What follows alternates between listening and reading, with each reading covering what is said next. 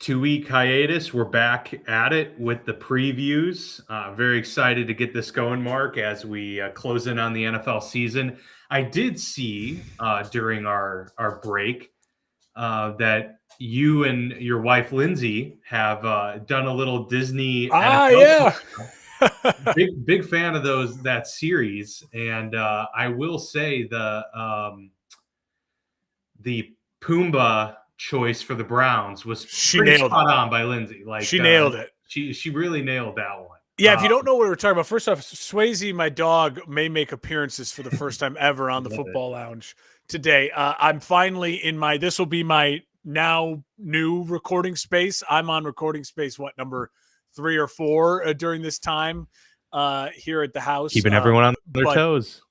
Exactly. But hey, we've just been doing this a long time, and so, but yeah, the NFL announced that Disney is doing a collaboration with Disney. And I think a lot of it stems from the fact that ESPN has the Super Bowl this year. Obviously, Disney owns ESPN.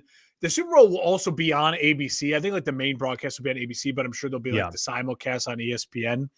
And so one of the things they did was they've decided that each NFL team is going to get one specific Disney character that kind of represents them, and they're going to sell merchandise like logo. So obviously they announced of the 32, they've announced 9 of them as like to the launch. So for example, they released the whole NFC East, which we're about to talk about. So nice. Okay. So Woody is the Cowboys, which sucks because we all love Woody and we all hate the Cowboys. And then you have then you have the New York Giants is Wreck-It Ralph. He's a giant character. Then you have the Eagles is Dr. Man, Doom. I would have liked, is the Iron Giant Disney? That would have been cool. I don't think it's Disney. Well, it might be now. It might now be Disney. I think that was like 20th Century Fox, and now Disney owns it. Could have been Steelers too, because yes, Iron Giant would have made sense. So and then the Eagles are Dr. Doom, which he's going to be a huge part of the new Avengers Doomsday. I don't get that one. What is that? Just because he's green? He has the green. He's green and silver. I think they also they specifically said there's Marvel, Star Wars, Disney, and Pixar characters. So I think they're trying to spread the love. I see. To the different franchises, and then Washington is Ham, which is hilarious because they're the Hogs and everything, and Ham's a great character. Nice. So they have not released the Bears or the Steelers. I've said from day one, I've been tweeting about this, and if you want to see these videos of my wife, I said Baloo, from the German. Baloo. Not Baloo. And then I've also said I'd be okay with it being Lotso from Toy Story 3, the evil bear. Yeah. I'd also be okay with it being Fozzie Bear. Now they didn't say the Muppets would be a part of it, but I would be cool with that. And then Winnie the Pooh, just because I know he's kind of like dumb and cuddly, but he's iconic. Like he's legendary. Well, that's the thing. Like I didn't realize he was part of Disney's. Disney's owned Winnie the Pooh for a long time. I didn't realize that. Now Pooh is also like his story's now so old. Like it's public domain, that character, but Disney's just owned it for so long that a lot of people don't really do anything with Winnie the Pooh. Sure. But it's one of the reasons why he's so licensed and merchandised is because of that. So my pick for the Steelers was Wally because he's made out of metal. And he's got the yellow in him. And I know he's kind of lame, but he ends up being the hero, and he's tough. So what do you think? What would your pick for the Steelers? I agreed with Lindsay's pick. I thought her pick made more. I get where you're going with that. Lindsay said Wolverine, and I like that because that was a good pick because of the colors, and I'm partial to Wolverine as well. He's like my favorite. Iron Man would also be a good pick for the Steelers. What's that? Iron Man. Iron Man, the Iron Giant, all of those.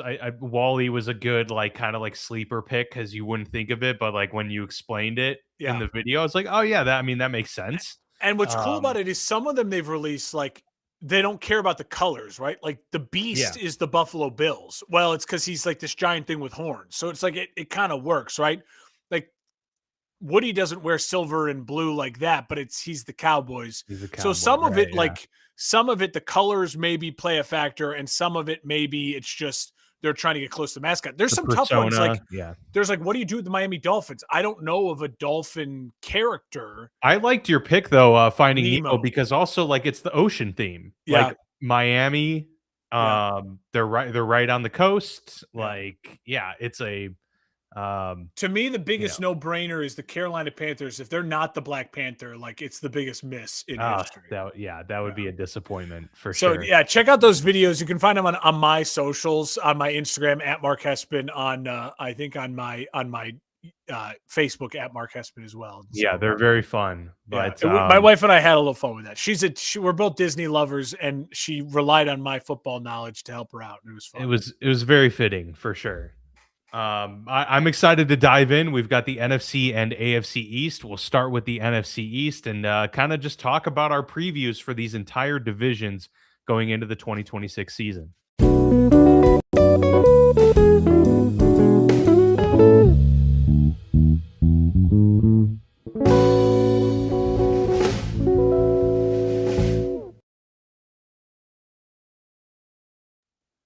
All right, we're going to start with the NFC East. So a quick reminder on how we've been doing this in recent years, and I think the flow has been going well. These are not our record predictions for these individual teams. This is a snapshot look at each team within the division. As far as we'll go is maybe pick an early division winner that we think has the best chance to win the division. But in terms of records, in terms of playoff seeding, any of that stuff, that will come right before the season. 2 weeks right before the season, when we give our full season preview and predictions. And we have football. We have our first game on Thursday. 2 days. Cardinals and Panthers. Hall of Fame game because of Larry Fitzgerald and Luke Kuechly. Very exciting. Carson Beck versus Kenny Pickett. Yeah, exactly. I know it should be pretty exciting to see those two go at it. I'm actually a little bit interested to watch Carson Beck play in an NFL game, albeit a preseason one. I think it'll be interesting to finally see the first rookie quarterback of the year get out there and sling it. So should be pretty good. But let's start with the NFC East, Mark, and I think we can start with the defending NFC East champion, Philadelphia Eagles. Your thoughts on them?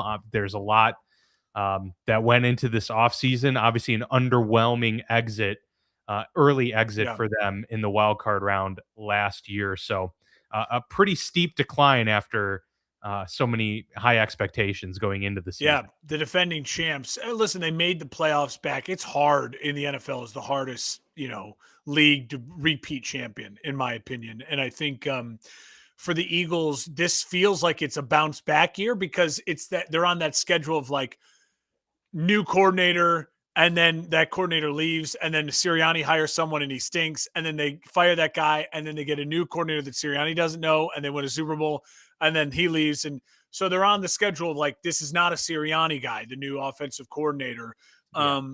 Listen, Jalen Hurts, I expect to have a really productive year. And I think one of the things we know about Jalen Hurts is he's really durable. And I'm excited to see Jalen Hurts without the A.J. Brown distraction. I mean, even during the Super Bowl run, it felt like him and A.J. Brown just never really fit. This team has weapons. I mean, when you look at it, Saquon Barkley, Devontae Smith, they draft Mekhi Lemon. They get Dontavian Wicks. Dallas Goedert is still a really good tight end. Pound for pound, the best offensive line in the league. Obviously, Mailata, Dickerson, Jurgens, Johnson. I mean, these guys are maulers. And I know Lane is older, but at his age, same with Trent Williams, if healthy, elite offensive line. So this is a team that when you keep looking at their roster, you go to the defense, you're like, holy smokes, Carter and Davis up front, Zach Bond, Cooper DeJean. It may be, besides the Rams 1 through 52, the best roster in the NFL. I mean, the NFC is loaded as we're going to go through this. So roster-wise, you expect really big things from Philly. They also have a lot of veterans who, if you look at this team, I mean, Jalen Hurts has played in 2 Super Bowls, won 1. Devontae Smith has played in 2 Super Bowls, won 1. Lane, like these guys, Mailata, they have now had extreme amounts of experience, maybe besides the Chiefs, the most experienced team in the NFL. I will say one of the things I look at, though, always on their schedule when we do this is like, okay, what's an interesting spot of their schedule? I'd say the season for Philly will be decided week 7 through 12. In that short 5-game span, they have Dallas twice, Washington, the Giants, and Pittsburgh. So you have your division, you play your whole division and Dallas twice, which are the biggest games for the Eagles, and then you throw in your state rival. If they can find a way to go 4, you know what I mean, like 4-1 in that stretch, or if they find a way to go, go 3-2 and survive that kind of really important slog, especially winning in division, I think that'll be really the deciding factor middle of the season for Philadelphia with where they end up. I'm willing to say it right now. They are my early pick to win this division. You just, when you look at the roster, I just don't see how this team is losing many games with their experience, their talent. And again, with a new offensive coordinator who's not a Sirianni guy, that bodes really well for me. So I love Philly. Yeah, I like Philly a lot. I think they are the front runner in the division as well to repeat. Last year, they won the division, but besides having a pretty steep collapse, Yeah. and so the fact that they still went 11-6, still won the division, the writing was on the wall that they didn't have it all together going into the postseason. The wind was out of their sails a little bit. I think they added Tariq Woolen or Reek Woolen. They get Mekhi Lemon right out of the gates in the first round to add to that receiving core. I do think the AJ Brown thing, to your point, is possibly going to be an addition by subtraction, a type of situation for them. This was a guy that clearly there were a lot of issues, whether it was the brunt of it on AJ Brown or it was a 50-50 split between him and the relationship with Jalen Hurts and the offensive staff. Regardless of that, that is gone. Jalen Hurts now has, you would assume, a little bit more leeway and a little bit more autonomy within this offense. Devontae Smith has been a reliable go-to guy who really hasn't been much of a shit stirrer in his career.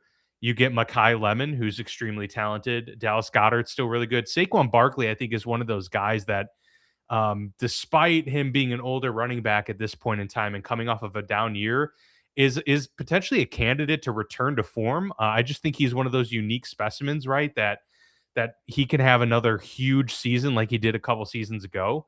So offensively, I think they've got all of the pieces in place to return to being a dominant offense, unlike the kind of choppiness we've seen as of late. And then defensively, so much has stayed the same there. And they still definitely have the best defensive unit in this division. When it comes to a pure pass rush, I don't know, maybe the Giants somehow have an edge a little bit on them there. But in terms of entire defensive unit, it's the Eagles. So roster top to bottom, they have the edge. They've got the experience. They're the defending champs. I just don't see how they can't be the clear favorites going into the season to win this division. But there are a couple teams here that could give them a run for their money for sure. Totally agree. You want to take the next team? Yeah, let's go to the Dallas Cowboys. They finished 7-9-1 last season. Disappointing all around for sure. But offensively, they had some great pieces. And, we saw Brian Schottenheimer take this team and, for lack of a better term, kind of made lemonade without very many lemons. Defensively, they were completely stripped down to the studs. The trade away of Micah Parsons was that last vestige of, okay, they're basically, just punting right now. I actually think the 7-9-1 season, it could have very well been 9-8. There were a couple of really close games there. I think that was actually an impressive performance by him, a head coach that going into the season, I didn't really have much faith in at all. So I was surprised. Dak Prescott, George Pickens obviously had an incredible year. So him and CeeDee Lamb both return. Obviously there was, injuries with Dak that they had to, deal with as well. So I think the offense, there's a lot of bright um, optimism with where they can pick up going into the season. The question's still going to be the defense. I think that's the biggest thing. Now they did lose Matt Eberflus, maybe another addition by subtraction type of situation there. They bring in Christian Parker from the Eagles, so obviously a great defensive unit. Coach on that staff comes over to the Dallas Cowboys to hopefully reinvigorate some of that. And then, I mean, Mark, all they did was add defense in the draft and in the offseason. They traded for Rashawn Gary. They get Malachi Lawrence and Caleb Downs. It's all going to be, can the young guys actually form into a really good group quick, like we've seen the Rams do in the past? Or are they going to, have some growing pains? That's the biggest question mark for me. I'm not worried about the offense. I'm worried about, is the defense going to be able to get on the moving track quick enough? Totally agree. I think you nailed the addition by subtraction there with Eberflus. I really think when you look at this defense now, Quinnen Williams, Kenny Clark, Jake. You also have where I lost my Rashawn Gary, Caleb Downs. That's now a real unit, right? Like Rashawn Gary, Quinnen Williams. Can't believe I didn't even name Quinnen Williams. That's I know. probably their biggest get. Kenny Clark, like that's a real formidable front, part of, front line. Plus you add in Caleb Downs at the back, who I think has a chance to be extremely special. It feels a little bit like there could be some Jamal Adams where it's like his peak is insane and maybe the peak only lasts like 3 years. But that's what Dallas needs right now. They need a defense that can be a top 15 defense, right? If their defense is top 15, this is a playoff team if their offense stays healthy, because offensively, obviously the weapons, Dak and Schottenheimer, they give Dak a lot of credit, dude. He is he's dealt with a good he's amount. the epitome of a franchise quarterback. Like he is 3 different coaches. None of the coaches we would say are like first ballot Hall of Fame guys, all very okay to slightly above average coaches. And all he does is put up insane numbers when healthy year after year. Now, when you look at his weapons with Jake Ferguson, Pickens, Lamb, an offensive line that I would say is improving. It's not what it was 5-6 years ago at their peak. Sure. But it's certainly, it's now being rebuilt. And I think a very capable offensive line. I think this is a Dallas team that absolutely can surprise some people. We know it every year, at least 4 new playoff teams. When you look at it, obviously, off the bat, teams like the Chiefs are going to be an easy pick to be like rebound back in the playoffs. Probably the Lions feel like a rebound back in the playoffs team. Dallas feels to me like a sneaky. They should definitely be in that conversation of one of those 4 teams that is new to the playoffs, that wasn't there last year, if healthy. Because if they just improve on defense, they're going to improve on defense. They have better players now than they did at the start of last year, and I think they have a better scheme fit for their defense. And offensively, if Pickens and Lamb can stay kumbaya, they'll be gaudy with their numbers for sure. Yeah, I mean, there'll be a top passing attack in the NFL. Absolutely. There's not going to be too many offenses that blow them out of the water, minus, the Cincinnati Bengals and maybe the 49ers or some other, this is obviously the Rams. It's honestly like the first year in a long time that I have felt I'm Mr. Poo-Poo on Dallas. Like it's the first time in a long time that I'm like, no, I feel like this is a Dallas team that it would not shock me at all if they find a way to win this division, depending on how things go, right? Like if Philly stays healthy the whole year, that might then surprise me a little bit. But yeah, every team's going to get nicked up at some crucial spot. That's the way the NFL works. Some teams it's happened to them now. Dallas, I think, is a real chance to have a good season. Agreed. A really nice season. It's just NFC is so difficult that it's So hard to make headway in that conference.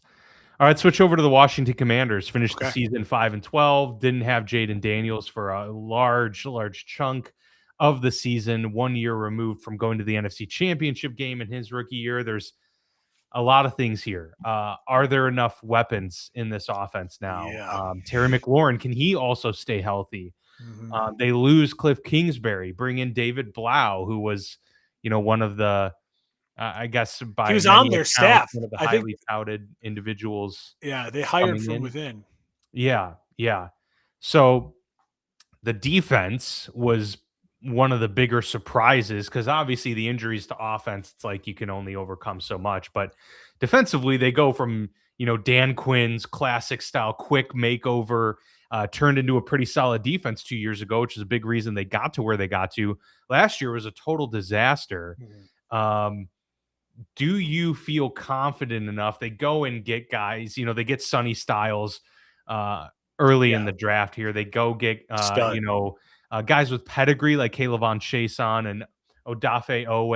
Yeah, a Um, former first-round pick. yeah, yeah. So they went and they got reinforcements. So a pretty big overhaul in terms of starters on the defensive side of things. Um, but is the biggest question probably still Jaden Daniels? Just what are you going to get out of this guy? And are you going to get a full season? Yeah, yeah. Before I get to that, I'll speak on the defense really quick and say I think Leo Chenal, the former Chiefs linebacker, Mm, he's one of those guys that's just like he's not a Hall of Famer, but he's one of those like really, really solid NFL players who I kind of think like a Kyle Van Noy, who's just yes, who like would be always really good. a Yeah. great resource for the young Sonny Styles. And I think so when you talk about Chenal plus Styles up front, Kinlaw, Payne, Owe, it's not it doesn't feel barren, but it certainly feels thin. Like it feels like unless there's a couple third rounders, fourth rounders from a year ago or this year that I don't really know their name yet, and Dan Quinn is coaching up and they're going to pop. I'm not on the beat for Washington, but when you go through the roster, it feels thin. It feels lacking, uh, star power as far as defensively goes. Besides what Sonny Styles could end up becoming. And I'll say offensively, yeah. I mean, I I would feel a little disappointed if I'm a Washington fan when I look at like, listen, Drake May got to a Super Bowl and they go get him AJ Brown. Now, listen, I have issues with AJ Brown, but you can't say they're not being aggressive. Yeah, sure. Caleb Williams wins a playoff game and they draft a tight end or another tight end early in the draft. They prioritize making sure they fix their offensive line issues with their center retiring in the draft and in free agency. They go and get another wide receiver, one of the fastest guys in the draft. It feels a little bit like what did Washington do? Well, yeah, you have Terry McLaurin, who's when healthy, a very good number one wide receiver. They go with the rookie third rounder Antonio Williams from Clemson. 5'11", looks like a really prototype like pro player. Uh, you know, it feels like they're putting a little bit more pressure on Jaden Daniels to just be Yeah. special. And if he is what he was 2 years ago, it doesn't seem like that will be a problem because 2 years ago as a rookie, he didn't have a ton of weapons either besides Terry McLaurin, and he was fine. They did get Yeah, maybe Luke Chigokonkwo. McCaffrey, like, will Yeah, need to step up and be a he's a bigger really good, piece. solid, slot receiver, third wide receiver option. Chigokonkwo, the tight end from Tennessee, he's a guy that Yep. literally 4 seasons, 17 games a season, like 500 yards and like 3 touchdowns each season. So, and that's with like low productive quarterbacks in Tennessee. So I think it's a guy who you could see like a sneaky, like if you're looking for a tight end in your fantasy, like later on to maybe like spot starter or fill in a flex position. I think Chigokonkwo is one of those guys that could have like a career year, like, 700 yards, 40, 50 catches, 60 catches, and, 6 or 7 touchdowns in this offense. I think he'll be a real needed target for Jaden. Listen, I've said it before. Dan Quinn is like my coach on the hottest of hot seats. I think he's been there before. He's done that. I think he's not going to crumble under the pressure of that. Washington to me is one of the 5 hardest teams to try to predict where they land. I'm certainly glad we don't have to predict their records right now, but I will just say that schedule for them first 3 weeks at Philly, at Dallas versus Seattle. That's really tough. That game at Dallas feels like it's going to be a must win. They're not as good as Philly. You're going against the Super Bowl champs by week 3. Like you That's a cannot. welcome back to the Yeah, NFL, Jaden Daniels. you can't start 0-3. So you got to find a way to win one of those divisional games, at least get to 1-2. It's a really scary start for them, for sure. Yeah, I agree. They're one of the teams and maybe the one team that may have the largest variance between outcome. Yeah. I could see them potentially winning this division. They just did 2 years ago. And if Jaden Daniels is rookie Jaden Daniels, Then yeah, they can win this division. But I could also see them being a 4-5 win team like they were last year. There's a big gap there for the range of outcomes for the I would say Washington Jaden Commanders. Daniels is one of the top 5 quarterbacks. Like, I don't know if pressure is the right word, but it's like this is a defining season. Like Yeah, I Baker mean, there's a Mayfield. lot to prove because the young quarterbacks are getting it done sooner now. Yes. You just mentioned that Drake May went to a Super Bowl already. Yeah, I Joe mean, Burrow Jaden, went to the listen, Super Bowl early in his Jaden played career. in an NFC title game and then got a bunch of injuries. Right, But right. so now we need to figure out like where's your mean? What's your average, right? Like, obviously it's a huge prove-it year for a bunch of guys. I think this is for Jaden fans, even just getting back to like 8 and 9, and Jaden plays well, but that you just tell the team's Sure. not okay. That feels like it'd be a win for Washington at the end of the year. Be like, whoa, okay, Jaden's still our guy. Jaden's the guy we want to commit to long term. Now we have to really just flesh out this roster. That rookie year was special. Now we're going back to the normal growth pattern. But health is crucial for Jaden to play 16, 17 games this year and to prove that he can stand up to the slog of an NFL season. Yep. All right, to the one team in this division that has a new head coach. Yep. New York Football Giants go from 4-13 and hope to turn it around after hiring John Harbaugh to be their head coach. Jackson Dart returning, Cam Scatabo returning. They, of course, lose Dexter Lawrence in the trade. No Russell Wilson to back up Jackson Dart anymore. They bring in Matt Nagy as the offensive coordinator, and no huge names, but they did bring in guys like Isaiah Likely, Darnell Mooney, Calvin Austin, Greg Newsome on the defensive side, Arvell Reese in the first round. Listen, big get for them, and an offensive tackle in Maui Goa on top of it. So they addressed several areas of need on this team.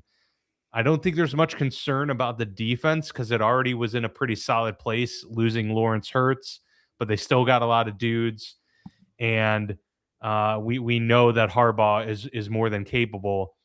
To me, this whole season rides on Jackson Dart and Malik Neighbors because you forget too, Jackson Dart didn't really have much of Malik Neighbors to work with in terms of chemistry. I mean, Malik Neighbors went off 2 years ago, and then Jackson Dart's rookie season, he really doesn't get much of Malik Neighbors at all because of the injury. So we'll see what happens, but it's going to ride on the offense here for them to be able to, actually make waves in this division. Dude, that defense on paper is like insane. You read the names: DJ Reader, Brian Burns, Arvell Reese, the rookie, Abdul Carter, and then Tremaine Edmonds. Yeah. They signed Tremaine Edmonds, who, listen, I watched him the last couple of years in Chicago. He still can really play, and he's long. I mean, this defense is going to bat down balls. Like he can still make a real impact on the game. Plus, the schedule weeks 3 through 6, I think it's a really there's a stretch there where I feel like New York could get hot. They have Tennessee, Arizona, both at home. Then they go to Washington and then home against New Orleans. That could be a 4-0 stretch there, weeks 3 through 6, and all of a sudden we're looking at the Giants by the end already of at their win total at the end of week 6, and you'd be like, holy crap, the Giants are a 5-win team. I don't know if that means they're going to be a playoff team. The back end of the schedule gets tougher, but that would build a ton of confidence, right? Obviously, as you said, it's all about Jackson Dart and Harbaugh, and I would argue Matt Nagy. Matt Nagy, the offensive coordinator. Listen, Jackson Dart in 14 games, 15 touchdown passes, 5 interceptions. So he's basically will throw you a touchdown pass a game, 2,200 yards. I mean, it's roughly, a little under 200 yards passing a game in 14 games. But you got to remember, this man was electric with his legs, almost 500 yards rushing in that same time period, and 9 touchdowns rushing. Matt Nagy is used to mobile quarterbacks. I mean, he had Mitch Trubisky, he had Justin Fields, he then had Patrick Mahomes. He's used to mobile quarterbacks. So I think that if I'm going to try to compliment, find some way to be positive for the Giants fans, I would say that.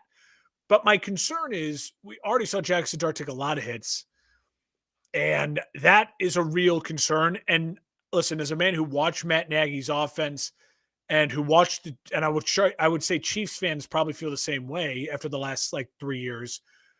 It's a lot of dink and dunk and let the skill position guys go. And I like their skill position guys, Neighbors and Slayton and Mooney, but none of those guys are like a 6'4", go up and just throw me a fade route and I'll go get the ball. Like they're all very much like spacing, route running, get the ball in their hands. And if your offense is just that, while trying to have a power running back in a Scadaboo, I'm very intrigued to see where this goes. Right? I'm cautiously optimistic for the Giants. I love Harbaugh. I love the defense, but I don't have a ton of faith in Nagy. I don't have a ton of faith in Dart. And they have veteran wide receivers like Odell Beckham Jr. is still on this roster. He signed to this roster. Juju Smith-Schuster is on this roster. Will they actually make the roster come opening day? I don't know, but it just goes to show you, I think, just like it feels a little bit circusy in New York, and a lot of pressure. I think Colin Cowherd picked them to be his team that doubles their win total and makes the playoffs. I don't know if I see that based on their schedule and their offense.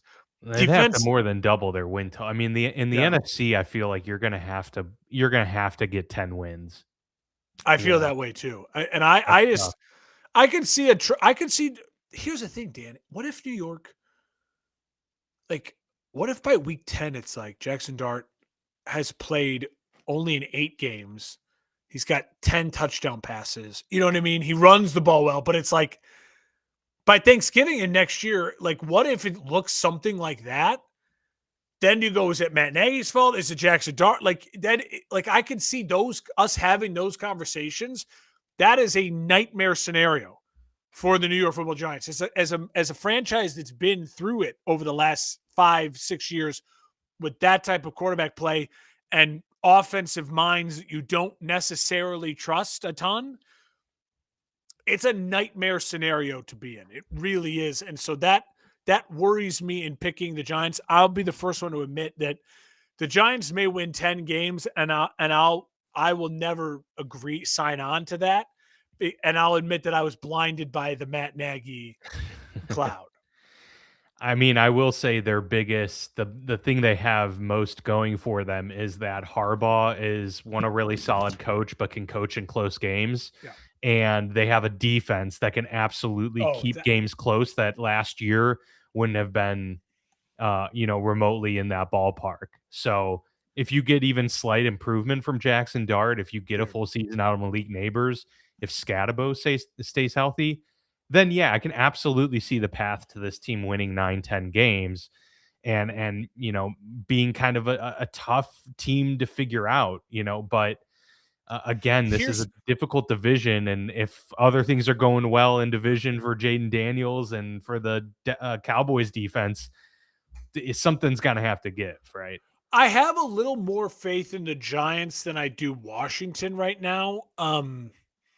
But I believe that Jaden Daniels is a franchise quarterback. I don't know if I believe that Jackson Dart is a franchise quarterback. And Dan, think about it.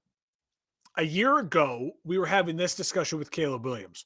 New offense, year 2. Do we think this guy could be a top 10 quarterback in the league? I ask you, when you think about that with Jackson Dart, my gut says there's no way in hell by the end of the season I'm like, oh, Jackson Dart is in the talks for a top 10 quarterback in the league. No, And that is definitely not. that is feels like a bad place to be. I mean, yeah, I mean, if you just even look at the list of teams in the playoffs last year, I mean, outside of Bo Nix, pretty much everybody was, a top 10 quarterback, outside of Aaron Rodgers and Bo Nix, CJ Stroud, but He's fringe. it's not, Darnold became one because of the way he played yeah, and how he won.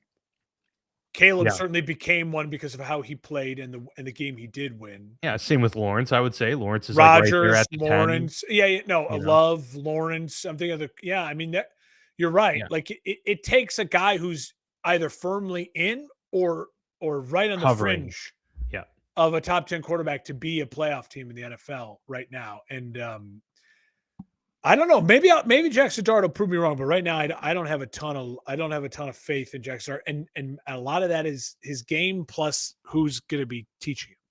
for sure. No, I totally agree.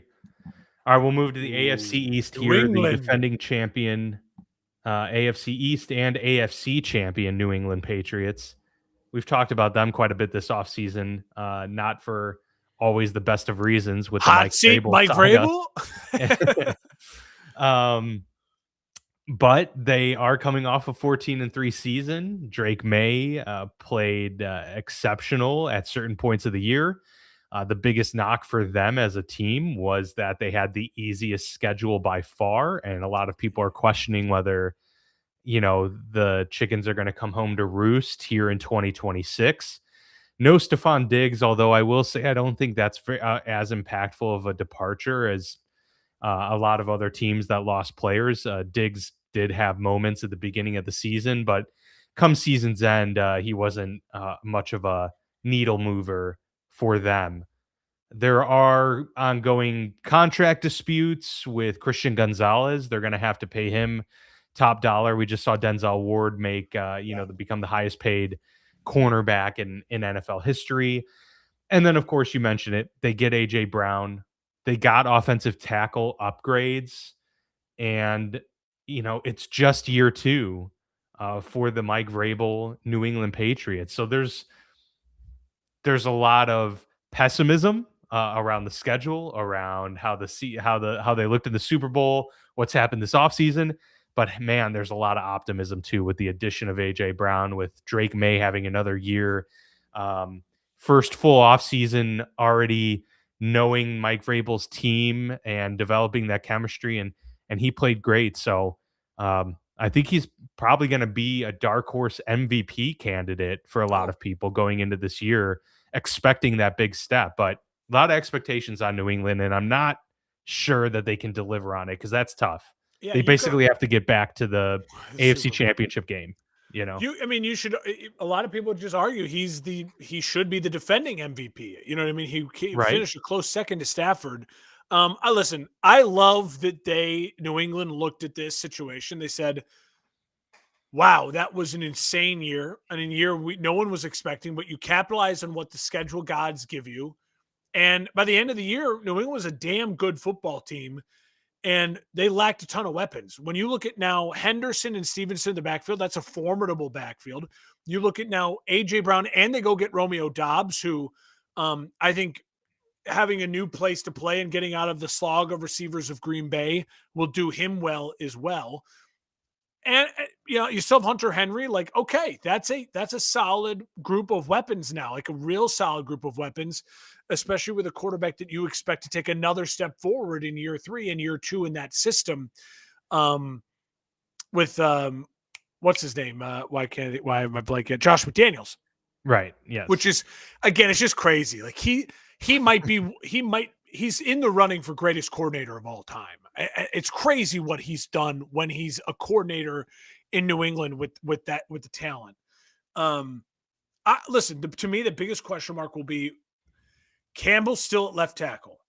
I think they did draft some offensive line, help, and it's just it just feels like that is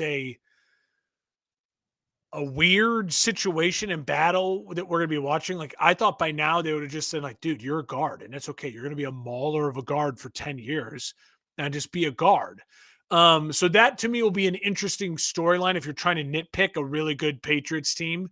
I think what else I have right down here? Oh, the Christians, Barmore and Gonzalez on defense. I mean, Yeah. those are two really stud players. Vrabel obviously with Spillane and Byard getting Byard from the Bears will make magic with that defense. I'll say this for when I look at their schedule, what I have written down, week 1 through 4, they go. The NFL just goes, listen, we're flipping the script on you. Yeah, we gave you guys the break, and 4 playoff teams at Seattle, home against Pittsburgh, at the Jags, at Buffalo. 3 of 4 on the road, and 3 ginormous AFC tight, seeding matchups. I know the Bills are in their division, and not the Jags or Steelers, but that's going to matter for seeding for sure. Yeah. I mean, head-to-head matchups, and then obviously, and they're teams that you expect to be in the mix. It's not like they're getting to play like Well, I was going to say the Colts, but the Colts actually might be in the mix this year. But I mean, think about it. Like, think about it. You have to go all the way to Seattle on a Wednesday to start the season because of the stupid Australia game, and you're going when they're raising a banner against a Seattle team that, kicked your butt and is very good. And then if you lose that game, no one's going to fault you too much. Okay, well, you got to win next week. And your got to win next week is when Aaron Rodgers is going to still feel really healthy in warm weather with those weapons, and you're home against a Steelers It defense. is a break that Pittsburgh gets to play New England in New England. Yeah, New England, week 2. And you'd argue that for your New England, you're going to have too much rest. It's not like, we played on Saturday, or, we get an extra day. Like, you're playing on Wednesday and not again until next Sunday. I think that's how that schedule lines up. Like, it's just a brutal start. I didn't want to look too, with the schedule, you could dive into, like, we could just analyze schedules for each team and you can really get nitty gritty, but it's hard when you have no idea by week like 5 who's even healthy. Exactly. And that's who's emerged, Yeah, that's why I try to pick like stretches, like 1 through 4. It's an obvious, like, that's a brutal stretch. If New England ends up somehow 2-2 after 4 games, I'll be like, okay, kudos. They're going to be fine. They should make the playoffs. I don't know if they'll win the division, but they should make the playoffs. All right, well, let's go to their nemesis, the Buffalo Bills, who were right on their heels for much of the season and just fell short of the division at 13-4, I should say. Not a whole lot of change to the roster, but Joe Brady comes in as the head coach. Obviously a long running relationship with Josh Allen as his offensive coordinator. Sean McDermott leaves. And there's continuity there with the offense, and I think that's important. They do get, DJ Moore. Yep. They get Bradley Chubb, and they've got a defense that is really solid. They have an offense that hopefully, and I've been saying it this offseason, hopefully can continue to let Josh Allen have a little bit more of the reins without just throwing him to the wolves every down, and give him some more to work with. That will open up opportunities that will make Josh Allen more efficient of a player and way less wear and tear and way less pressure. And despite all of that pressure, they've performed. They put up great regular season numbers. It's just they haven't come across the finish line in the postseason. So, those are going to be the expectations. I think for the reasons that you mentioned with New England, with their schedule, difficulty with the talent of Josh Allen, still think he's the best quarterback in the division. I think he's the best quarterback right now in the NFL. The Buffalo Bills are going to be my team to win this division. It's going to be tight. It's not going to be easy, but I do think the addition of DJ Moore really, really gives this offense a lot more to work with than Josh Allen really has in the Yeah. last few years. And I think that's important. Listen, I think Josh Allen will have one of those seasons where we're going to be like, holy smokes, like this dude's first ballot type. Give him the MVP again. He's DJ got one Moore. MVP, right? Yeah, DJ Yeah. Moore and Shakir with Kincaid. Don't forget about James Cook. I think Yep. Of course. Joe Brady's going to want to prove like I get to unlock something now, right? I really do think that's all really exciting. I don't know if that means it's going to translate to wins early on, because I think there are some questions on the defense, like, right? Ed Oliver, Bradley Chubb, nice players, really good players, but the back end linebackers, I have some questions there. I'll say Well, yeah, and this. Matt Milano missed all of last year, and I Yeah, don't even know what his status is for the beginning of this year, honestly. it I haven't. feels like I can't rely on him. Like, you know what I mean? That's why I Yeah. didn't write his name down. It's like, but I will say this. From week 9 on, they play the Jets twice, the Dolphins twice. The Jets and the Dolphins by week 9 most likely are going to be both teams looking for like automatic L's so we can get Arch Manning. You know what I mean? Like, Yeah. you get to play 4 of your last, 7 games, 8 games are against those division The rivals. 2 bad divisional opponents. That feels like a great break. And also in there is the Vikings. And I think it's like, I think it's home against the Vikings. And so I think this is a team that is going to win a bunch of games down the stretch, and they're going to surge at the right time.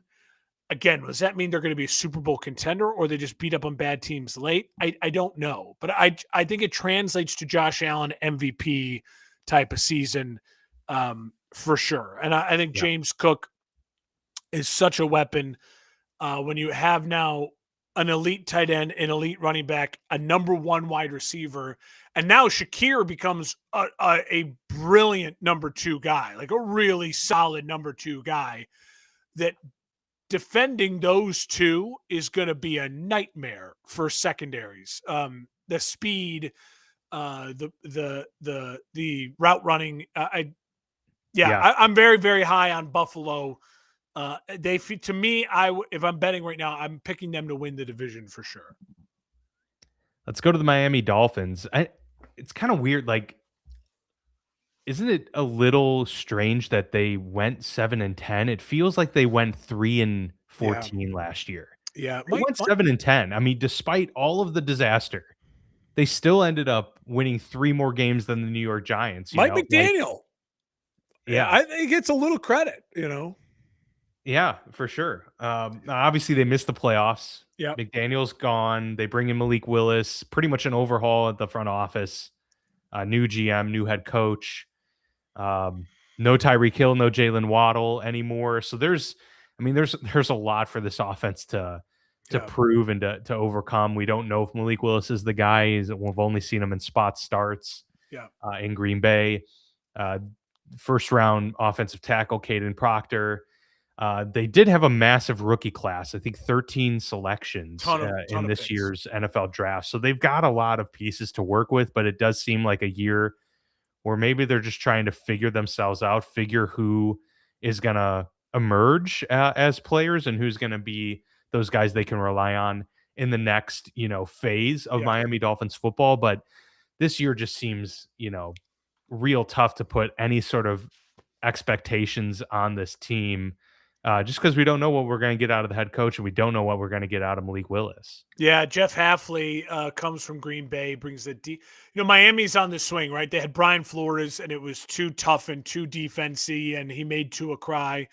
So they went complete opposite. They went Mike McDaniel, hey, young, fun, smoke weed, South Beach offense guy. And they're like, well, we need to bring a little toughness back. So let's go with like the former Boston College head coach turned defensive guru for Green Bay, who he's going to bring toughness, but not like make my quarterback cry toughness. I think they hired a lot of smart people. Basically, they hired a lot of Green Bay people. They bring a Green Bay quarterback, a Green Bay defensive coordinator, a Green Bay front office. That, to me, bodes well for the plan. I question their ability to win games, not because of Malik Willis. I think Malik Willis will play well, all things considered. Listen to this lineup of weapons. Achane is a stud. We love Achane. Yep. I wouldn't draft him in fantasy early, though, because they're going to crowd the box and be like, can you beat us with, let me read these names, Jalen Tolbert, Malik Washington, and Tutu Atwell. Yeah. But don't worry, their elite tight end is a third rounder from UCLA in 2022, Greg Dulcich. We all know Greg Dulcich. Oh, Dulcich. Yeah. Dulcich, From the Broncos. Yeah. Yeah. It just doesn't feel like they have nearly enough weapons. I haven't even talked about their offensive line, which is fine at best. It's not a strength, that's for sure, going into the year. Yeah, and I mean, defensively, in terms of the guys, there's not a whole lot there. Chop You're just going to rely Robinson, on Halfley to put his stamp on it and turn them into a good unit. And then, Dan, I will say from week 13 on, at Denver, home against Chicago, which I'm glad the Bears get the later Miami game at Miami because it's not going to be 95 degrees. Then they go at Green Bay. So listen to that again. At Denver, home Chicago, at Green Bay, home Chargers, home Buffalo, at New England. That's an easy 1-5. That's an 0-6 stretch if I've ever seen it. And I mean, I think, again, so this is a Miami team that, as I was looking through their schedule, I'm like, I feel like they're going to be a 5, maybe 6-win team. So that means you got to find wins early because you're not finding a lot of them late, which means Miami could be fun come like, mid-October around Halloween. Like there's maybe some discussion about Miami, but there's just no way Miami, with that schedule late in the year, there's just, I don't see any way in hell this is a team that survives that to say, hey, we've snuck into the playoffs or made any sort of real noise. And I don't think that's going to be Malik Willis's fault. I would be shocked. I wouldn't be shocked. I wouldn't be shocked if they don't draft a quarterback and they just keep building the roster. And there is, again, if there's Green Bay management, they're smart. That will come. Let's continue to build a roster and let's get back. Let's establish what the culture of this franchise should be. Then we'll find our quarterback either in the draft, trading up, or through free agency. Sure. Yeah. I don't think that the team itself really has expectations of making the playoffs. I think that would be a little bit misguided. And so, I think Jeff Halfley comes in there with a fresh perspective, a fresh mindset of just kind of building this thing up from the studs, because so much is going to have to change. And so, I think they could be, a feisty team at times, but ultimately when we're looking at it at the end of the season, they may very well be looking at that, 5-6 wins that you talked about. All right, let's move to the New York Giants, or New York Jets, excuse me. In this case, obviously, brutal year for them. Not a single interception all season long. 3-14, missed the playoffs. Of course, Aaron Glenn, year 2. They, I will say, I'm being upfront. Expectations for this team are still going to be pretty low here coming into this year. That being said, there's a lot of additions that they made to this team. I mean, when you talk about Geno Smith, I think that is a clear, competent upgrade at quarterback. Minkah Fitzpatrick, Frank Reich. They get David Bailey, the really highly touted rookie edge. They get Kenyon Sadiq, who's a Kyle Pitts-esque type of playmaker. There's a lot that can go right for this team, especially offensively. They've got pieces there now, and they've got competence at least to run a decent offense. The questions for me are really going to come from just still the molding of the team. Does Aaron Glenn have it?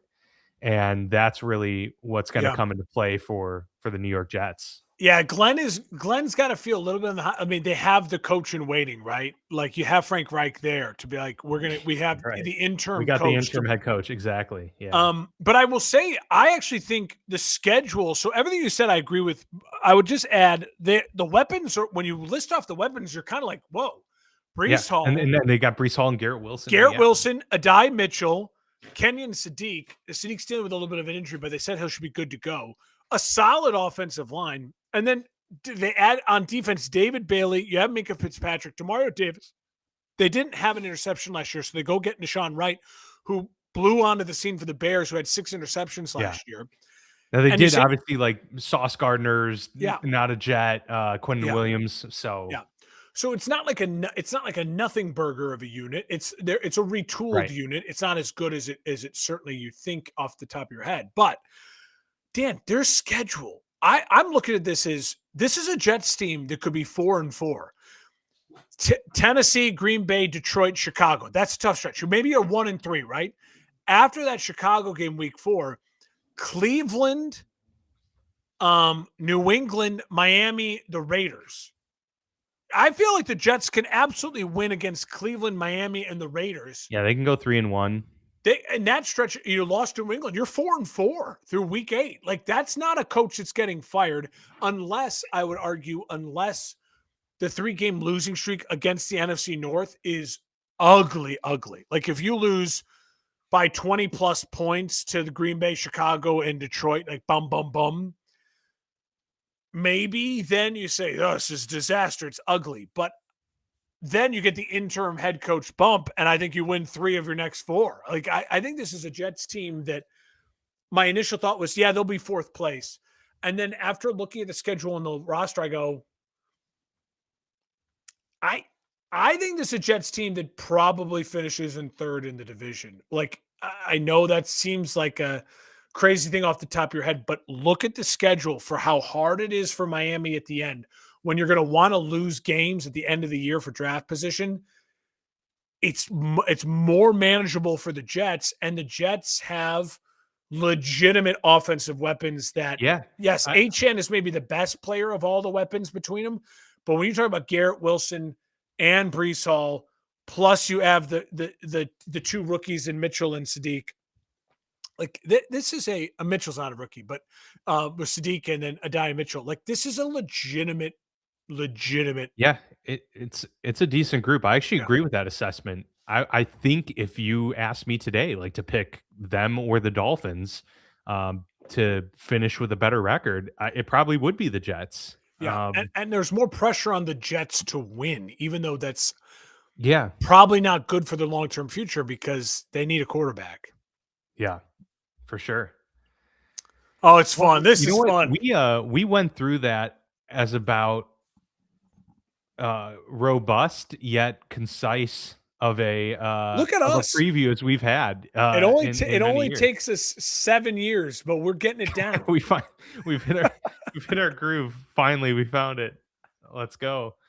No, but that was fun, man. Just wait till we talk about the North. That's why we save the North for the end. We always save the North for the end. That's always a good one. Yeah. So obviously, what's on the horizon is the South, the West, and the North in the coming weeks. We'll do one of these previews each week through August, and then of course we got the final week before the regular season begins, where we get to do our big full playoff prediction episode. Usually doesn't go well come season's end, but damn, it's a lot of fun before the first game gets underway. And hey, we'll have watched some NFL football, some 2026 NFL football. A full Carson Beck breakdown. Dude, coming up. What Kenny Pickett throws 6 touchdown passes and breaks preseason records. That'd be something else. But I would be remiss before we end here just to drive everyone to the For Fantasy Sake QC website, ffsqc.com. There you can go and sign up for our Toys for Tots leagues. We do it every year. It's great to have a big community. We get hundreds of teams to join, and obviously the proceeds go towards local Toys for Tots chapters So really appreciate all of the participation. Again, you can go to the website there. You can also go to For Frequency's Sake Facebook page to get that link as well. But appreciate the support, appreciate the viewership here on the Football Lounge, and we will be back next week with another preview episode.